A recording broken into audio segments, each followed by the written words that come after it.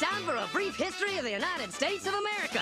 Hi, boys and girls, ready to get started? Once upon a time, there were these people in Europe called pilgrims, and they were afraid of being persecuted.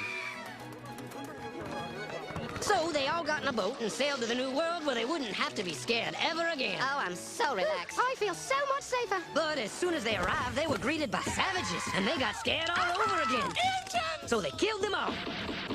Now, you'd think wiping out a race of people would calm them down, but no. Instead, they started getting frightened of each other. Witch! So they burned witches. In 1775, they started killing the British so they could be free. And it worked. But they still didn't feel safe. So they passed a Second Amendment which said every white man could keep his gun. I loves my gun.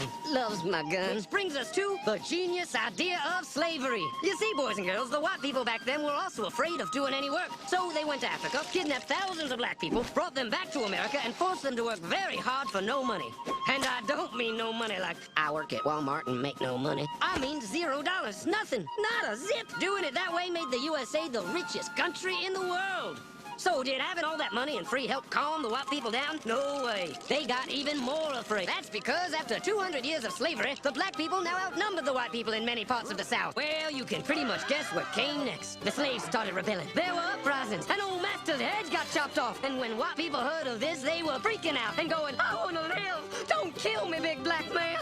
Well, just in the nick of time came Samuel Colt, who in 1836 invented the first weapon ever that could be fired over and over without having to reload. And all the Southern whites were like, yeehaw! But it was too late. The North soon won the Civil War and the slaves were freed. Yep, they were free now to go chop all the old master's heads off. And everybody was like, oh no, we're gonna die. But the freed slaves took no revenge. They just wanted to live in peace. But you couldn't convince the white people of this. So they formed the Ku Klux Klan. And in 1871, the same year the Klan became an illegal terrorist organization, another group was founded, the National Rifle Association. Soon politicians passed one of the first gun laws, making it illegal for any black person to own one.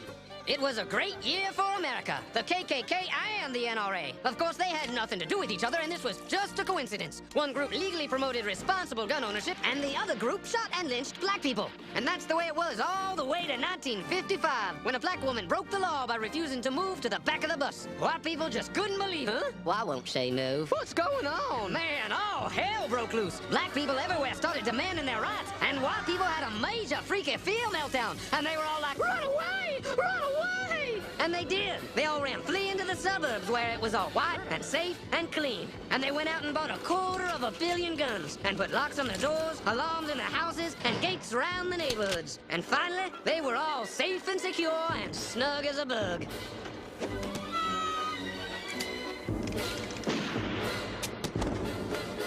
And everyone lived happily ever after.